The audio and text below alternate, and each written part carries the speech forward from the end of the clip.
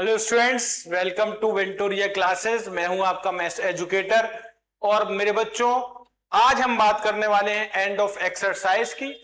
पहले चैप्टर की पहली एक्सरसाइज और दूसरी एक्सरसाइज हम कंप्लीट कर चुके हैं। आई होप आपने देख ली होगी। अगर किसी ने नहीं देखी है तो आप प्लीज डिस्क्रिप्शन में लिंक मिल जाएगा, आप देख लीजिए। बाकी आज हम बात करेंगे एंड ऑफ एक्सरसाइज के पहले क्वेश्चन की। तो चलिए बिना देर किए शुरू करते हैं एंड ऑफ एक्सरसाइज का पहला क्वेश्चन।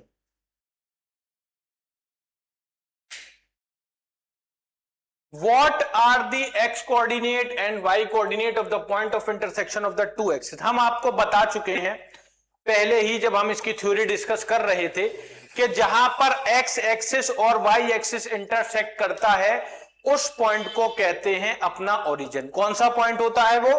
ओरिजिन। तो यहां पे जैसे कि मेरे पास एक ये स्ट्रेट लाइन है, एक ये लाइन है मेरे पास, और दूसरी मेरे पास ये लाइन है।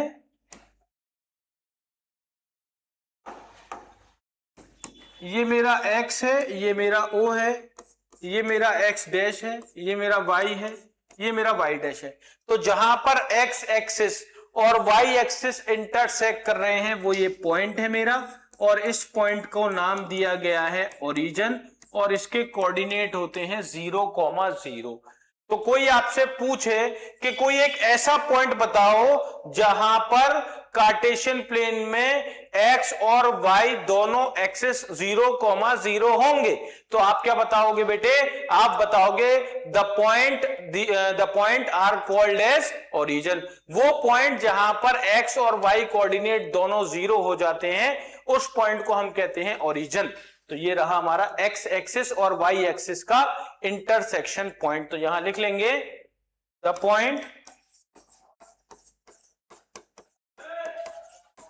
Point where x axis and y axis intersect, the point called as, क्या कहेंगे हम उसको? ओरिजिन। क्या कहेंगे हम? उस पॉइंट का नाम देंगे कि वो पॉइंट है हमारा ओरिजिन। ठीक है, चलिए इसके बाद चलते हैं इसके अगले पार्ट पर। नेक्स्ट पॉइंट है हमारा कि पॉइंट W है as x coordinate equal to -5। एक कोई पॉइंट है W जिसका x कोऑर्डिनेट -5 है। Can you predict the coordinates of point H? आप क्या H के कोऑर्डिनेट्स को प्रेडिक्ट कर सकते हैं which is on the line through W parallel to the y axis? अब इसके लिए क्या है? इसके लिए हमें पहले कार्टेशियन प्लेन बनाना पड़ेगा बेटा।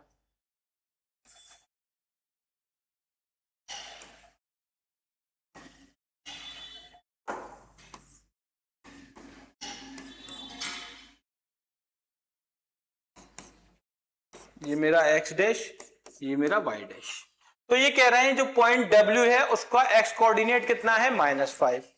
तो मान लेते हैं ये मेरा -1, ये -2, -3, -4, ये -5 है, और W मेरा पॉइंट यहां पर कहीं पर है।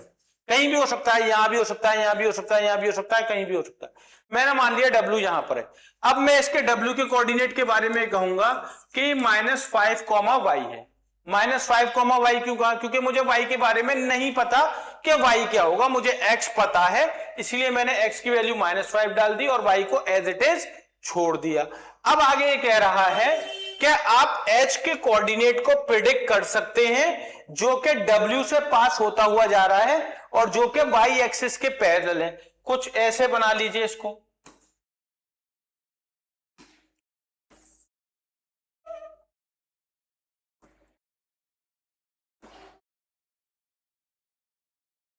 ये वो लाइन है जो y एक्सिस के पैरेलल है और W से पास होती हुई जा रही है। तो अब आपसे कह रहा है क्या H, point H which is on the line through W parallel to the y axis, point H जो है वो यहां पर कहीं पर है, यहां भी हो सकता है, यहां भी हो सकता है, यहां भी हो सकता है, कहीं भी हो सकता है। तो क्या आप H के कोऑर्डिनेट प्रिडिक्ट कर सकते हैं? तो भैया बिल्कुल कर सकते हैं। अगर H का कोऑर्डिनेट यहां पर है तो -5, होगा वो भी। क्यों? क्योंकि वो इसी पॉइंट पर है, इसी लाइन पर है। इसी लाइन पर जितने भी पॉइंट होंगे वहां x की वैल्यू कैसी होगी? x की वैल्यू -5 होगी। y कुछ भी हो सकता है, y कुछ भी हो सकता है। अगर मैं इसको -5, y1 कह दूं तो वो मेरा दूसरा जो पॉइंट होगा, -5, y1 कह दूं तो मेरा जो दूसरा पॉइंट है h, वो -5, y2 होगा। अब वो कुछ भी हो सकता है y2, लेकिन x -5 ही रहेगा। तो जो पॉइंट हम बनाते हैं, जो लाइन हम ड्रॉ करते हैं, वो जिस पॉइंट से पास हो रही है उस पॉइंट पर हर जगह पर x की वैल्यू सेम होगी। तो कोई मुझसे ये कह रहा है कि h यहां पर है तो ये -5, y2 होगा। कोई मुझसे कह रहा है कि h यहां पर है तो ये -5, y0 होगा। कोई मुझसे कह रहा है कि h यहां पर है तो -5, y3 होगा। अब यहां पर y3 कैसा होगा? निगेटिव होगा। आगे कह रहे हैं विच quadrant can h lie in? H कौन से क्वाड्रेंट में लाई करेगा? तो भाई H कौन से क्वाड्रेंट में लाई करेगा? तो H यहां भी लाई करता है सेकंड में, और H थर्ड क्वाड्रेंट में भी लाई कर सकता है। तो आप यहां पर लिखेंगे the point H lie on the second quadrant as और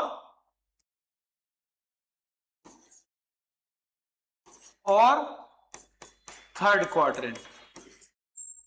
कहने का मतलब यह है कि ये मेरा जो पॉइंट है वो कहां लाई कर सकता है? वो सेकंड में भी लाई कर सकता है, मतलब यहां भी हो सकता है, यहां भी हो सकता है। तो कौन से क्वाड्रेंट में होगा? सेकंड में या फिर थर्ड में। क्लियर हो गई ये बात? बहुत बढ़िया। ये था हमारा क्वेश्चन नंबर 2। अब चलते हैं आगे। Consider the point R। एक पॉइंट R कंसीडर करना है, A है, M है और P है। If they are joint in the same order, R A M P के ऑर्डर में अगर ये ज्वाइन हो रहे हैं, predict two sides of frame that are perpendicular to each other.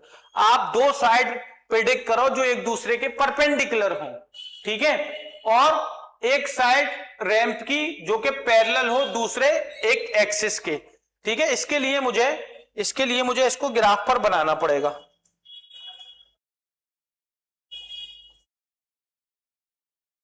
मैं इसके ग्राफ पर आ जाता हूं।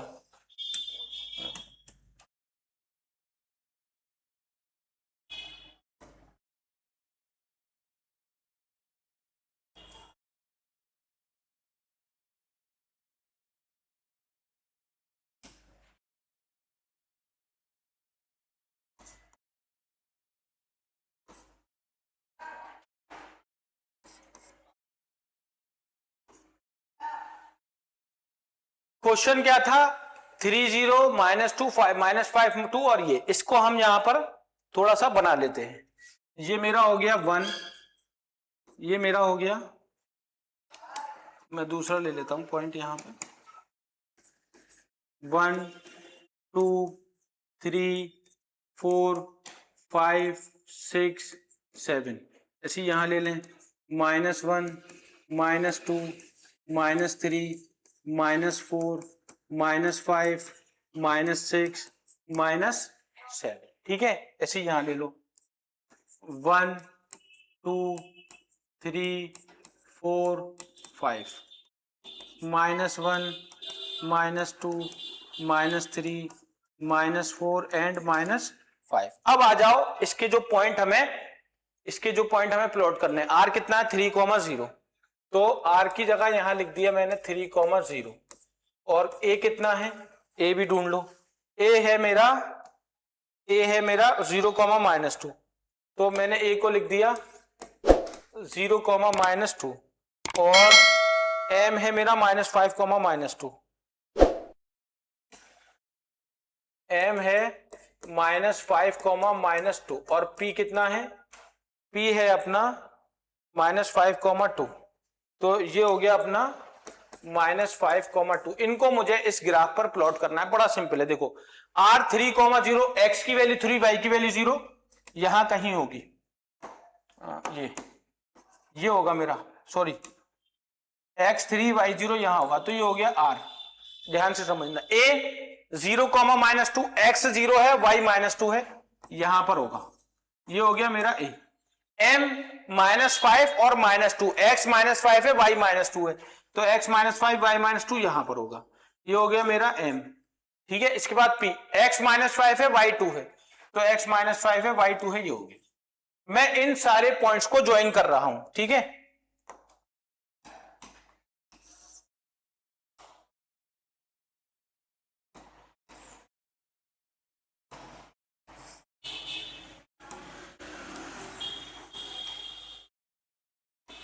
ये मेरा बन गया RAMP, RAMP। अब मैं इनके कोऑर्डिनेट्स लिख देता हूं ताकि चीजें क्लियर रहें। ये है मेरा -5, -2, और ये है मेरा -5, 2, और R है मेरा 3, 0, और A है मेरा -0, -2। ये मेरे कोऑर्डिनेट्स हो गए, कोई दिक्कत नहीं है, बिल्कुल क्रिस्टल क्लियर होगी इमेज। अब आपसे क्वेश्चन में क्या पूछ रहा था? क्वेश्चन में पूछ रहा था कि आप दो साइड बता दो रैंप की जो कि एक दूसरे के परपेंडिकुलर हो। तो अब आप एक चीज देखिए, RAMP, ये रैंप बन चुका है, इसकी दो साइड जो परपेंडिकुलर है वो कौन है? एक ये और ये दोनों कैसी हैं आपस में? परपेंडिकुलर। तो आप कहोगे PM and AM are perpendicular to each other. तो यहां लिख दो PM, ये पहला पार्ट है मेरा, PM is perpendicular to AM। यहां लिख भी दीजिए statement, PM is perpendicular to AM। ये हो गई पहली बात मेरी। अब मैं आ जाता हूं दूसरी बात पे। एक साइड रैंप की जो कि पैरेलल हो वन ऑफ द एक्सिस, किसी भी एक्सिस के पैरेलल हो, रैंप की एक एक्सिस साइड बताओ जो किसी भी एक्सिस के पैरेलल हो, तो कौन होगी? देख लीजिए भाई, ये लाइन तो पैरेलल नहीं है, ये भी पैरेलल नहीं है, ये लाइन इसके पैरेलल है या ये लाइन इसके पैरेलल है, दोनों में से कोई भी कह सकते हैं। तो आप कह सकते हैं PM is parallel to Y axis. दूसरा पार्ट, PM is parallel to Y axis. PM किसके पैरेलल है? Y एक्सिस के अपना PM पैरेलल है। इसके बाद आ जाओ दूसरे पर, 2 point that are mirror image of each other in one axis, what axis will this be? मतलब ये कह रहा है कि दो पॉइंट्स जो कि मिरर इमेज हो किसके? Each other in one axis, which axis will be this? Mirror image क्या होता है? जैसे मिरर इमेज का मतलब जो है कि जैसे ये -5, -2 है, ये क्या है? -5, -2 है, तो इसकी मिरर इमेज ये है -5, 2। यहां x एक्सिस सेम रहा है, x की वैल्यू चेंज नहीं हुई, कौन चेंज हो गया? y। तो ये M is the mirror image of P या P is the mirror image of M, बात एक ही है, ये एक दूसरे के मिरर इमेज हैं। और इनके मिरर इमेज का एक्सिस कौन है? ये मिरर की तरह काम कर रहा है कि M यहां पर अगर देखा मिरर के बाहर तो P के अंदर ऐसा दिख रहा है, या P को ऐसे देख रहे हैं मिरर में तो M की तरह से दिख रहा है। तो अगर x एक्सिस मिरर की तरह काम करता है तो x एक्सिस के साइन चेंज हो जाते हैं, लेकिन जो y एक्सिस के y की वैल्यू चेंज हो जाती है।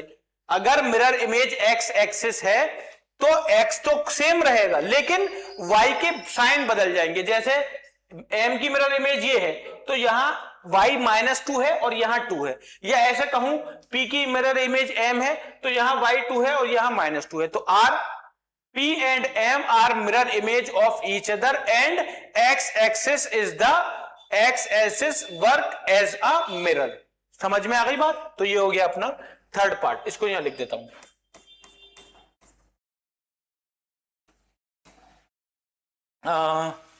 P and M are mirror image of each other and x axis work as a mirror। यही तो बात पूछ रहा था तो ये हो गया हमारा क्वेश्चन। मुझे लगता है बिल्कुल चीजें क्लियर होंगी, किसी तरह की कोई दिक्कत वाली बात नहीं होगी, अच्छे से समझ में आ गया होगा। वेरी गुड, चलिए इसको नोट करिए, आगे चलेंगे। अगला क्वेश्चन है 4। क्वेश्चन 4 क्या कह रहा है हमसे? क्वेश्चन 4 ये कह रहा है कि आप जो है प्लॉट करिए एक पॉइंट रेड कार्टेशियन प्लेन पर और कंस्ट्रक्ट करिए एक राइट एंगल ट्राइंगल जिसका नाम है IZN, और फिर उस ट्राइंगल की लेंथ और बता दीजिए कि उस ट्राइंगल की लेंथ क्या होगी। ठीक है, तो बना देंगे, कोई दिक्कत वाली बात नहीं है हमारे लिए, अभी बनाते हैं। हमारे पास ये है, हमने यहां से ये ले लिया, हमने ये ले लिया, ये हमारा x है, ये O है, ये y है, ये x डैश है और ये y डैश है। हमारे पास क्वेश्चन में ये कह रहा था कि जो z कोऑर्डिनेट है वो 5,-6 है, कोई दिक्कत नहीं है। यहां हमने पहले पॉइंट्स लिख लेने हैं, 1 2 3 4 5 6 7। ये हो गया हमारा 1 2 3 -1 -2 -3 -4 -5 -6 -7। ये है अपना 1 2 3 4 5 6। ये है -1 -2 -3 -4 -5। ये हो गया। अब z के कोऑर्डिनेट देखो क्या है, z के कोऑर्डिनेट थे अपने 5,-6।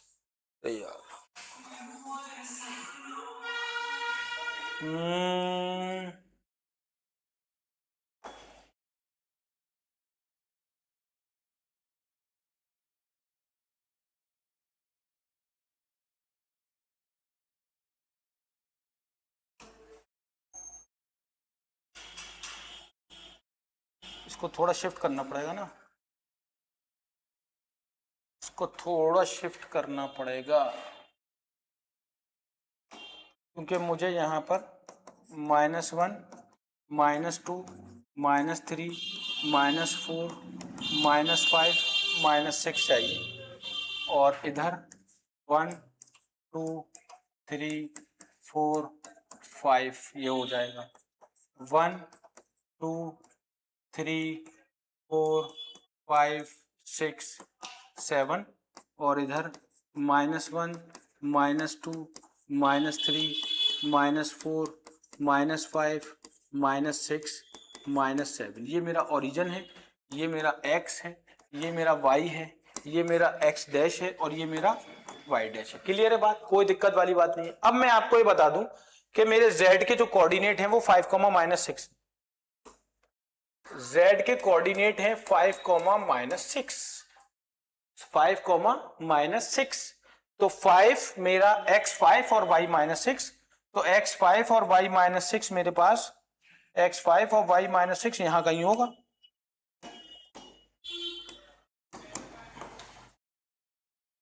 x5 ये मेरा z कोऑर्डिनेट है, x5 है और y -6 है। IZN के बारे में बात कर रहे हैं, ये मेरा क्या है IZN। IZN आपको एक ट्राइंगल बनाना है, राइट एंगल ट्राइंगल बनाना है IZN, जिसकी लेंथ ऑफ 3 साइड आपको फाइंड आउट करनी है। तो मैं ये कह देता हूं कि मेरे पास एक तो मेरी ये लेंथ हो गई और एक मेरी लेंथ ये होगी, ये बन गया मेरा राइट एंगल ट्राइंगल। कैसे ही बना सकते हैं, कोई दिक्कत वाली बात नहीं है। लेकिन इसमें अब एक चीज करिए, इसका कलर चेंज कर लीजिए, क्योंकि फिर ये दिखेगा नहीं सही से।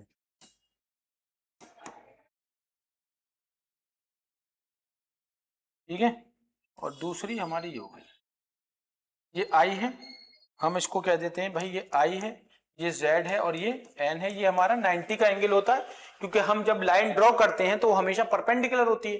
तो ये हमारा ट्राइंगल हो गया IZN। IZN ट्राइंगल में अगर मैं देखूं तो ट्राइंगल IZN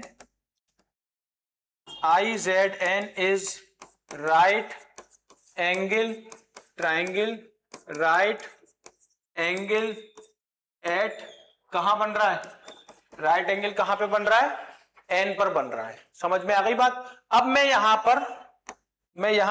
पर पाइथागोरस थ्योरम यूज कर लूं।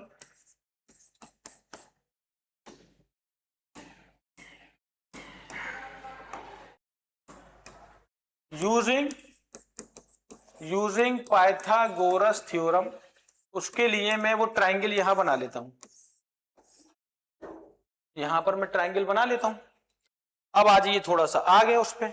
सबसे पहले आप देखेंगे कि अगर यहां की कोऑर्डिनेट की मैं बात करूंगा आपसे, तो ये कोऑर्डिनेट जो है वो मेरा 5 होगा, क्योंकि भैया ये एक्स एक्सिस पर है, एक्स एक्सिस पर वाई की सारी वैल्यू 0 होती है। ये मेरा कहां है, ओरिजिन पर, तो इसके कोऑर्डिनेट क्या होंगे 0,0। तो आई के कोऑर्डिनेट क्या बन रहे हैं 0,0। ये मेरा z है, ये मेरा z है, राइट ट्राइंगल बना लेते हैं।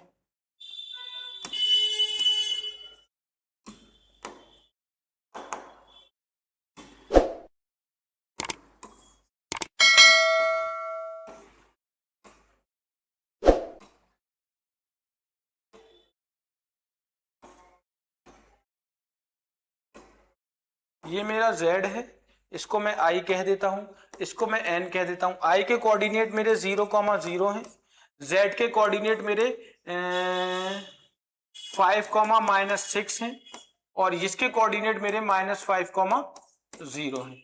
अब आप एक चीज समझिएगा, इसको बिना पाइथागोरस थ्योरम के अगर मुझे निकालना होगा तो मैं कैसे निकालूंगा। अब आप एक चीज समझिएगा,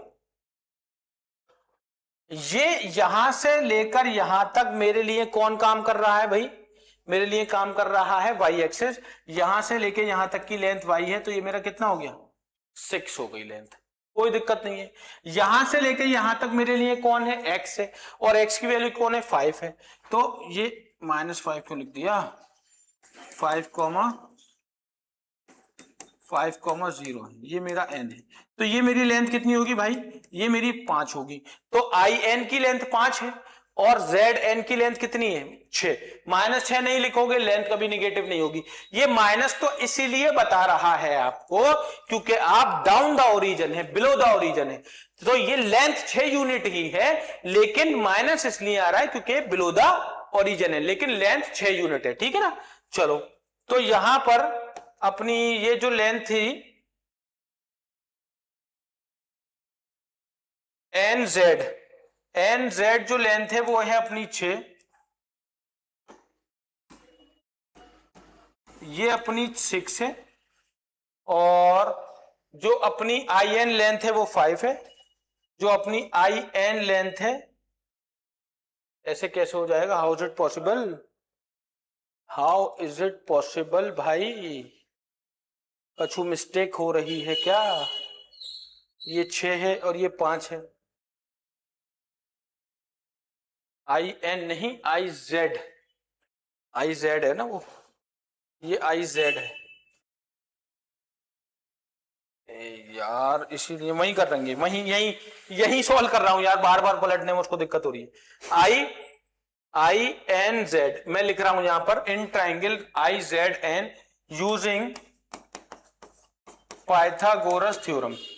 ध्यान से आप जरा समझिएगा, पाइथागोरस थ्योरम है क्योंकि राइट एंगल यहां बन रहा है। पाइथागोरस थ्योरम ये कहती है कि हाइपोटेन्यूज का स्क्वायर यानी 90 के सामने वाली साइड का square, that is I Z square is equal to बराबर होगा आपका किसके, आई एन का whole square plus I N का whole square plus N Z का होल स्क्वायर। समझ गए बात को। आई जेड के बारे में, इसके बारे में मुझे कुछ नहीं पता, ये मुझे निकालनी है, तो इसको ऐसे ही रहने दो, ये हो जाएगा I Z square. I N की वैल्यू आप जानते हो 5 है, 5 का स्क्वायर कर दो, एन जेड की वैल्यू जानते हो 6 का स्क्वायर कर दो, ये 25 हो गया, ये 36 हो गया, दोनों को ऐड करोगे 50, 55 और 6 61 आ गया। कितना आ गया? 61। तो ये किसकी वैल्यू आ गई? आई जेड स्क्वायर की। लेकिन आपको वैल्यू किसकी चाहिए? आई जेड की। स्क्वायर हटेगा, रूट आ जाएगा, तो ये आ जाएगा under root 61 unit. This is the answer. ये है हमारी लेंथ तीनों, कि भाई हम मत बता चुके हैं यहां पर ग्राफ से कि जो हमारा आई एन है वो 5 यूनिट है, और जो हमारा जेड एन है वो 6 यूनिट है। और यहां से हमने आई जेड को कैलकुलेट कर लिया, तो ये आ गई अंडर रूट 61 यूनिट। और किसकी हेल्प से कैलकुलेट किया है? Using Pythagoras theorem.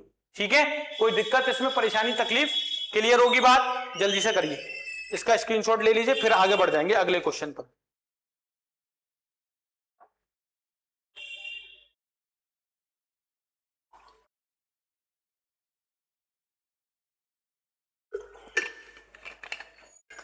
Next question की तरफ मूव करेंगे। ये कह रहा है question number 5, what would a system of coordinates be like if we did not have negative numbers. हमारा जो कार्टेशियन सिस्टम है वो किस तरह का दिखेगा अगर हम उसमें से नेगेटिव नंबर को हटा दें। Would this system allow us to locate all the points on the 2D plane? अब आप समझिएगा बात को। यहां से ये मैंने कार्टेशियन प्लेन बनाया, ठीक है, ये मैंने कार्टेशियन,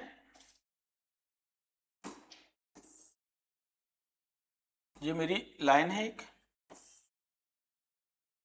एक मेरी लाइन ये है,